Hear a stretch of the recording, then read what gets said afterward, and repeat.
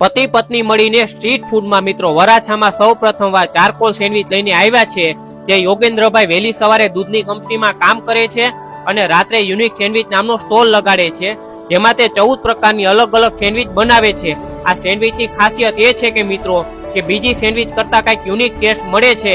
આપણે એની veg cheese fryer toast અને cheese chilli toast test કરી હતી, જેનો ટેસ્ટ પણ એકદમ યુનિક હતો મિત્રો।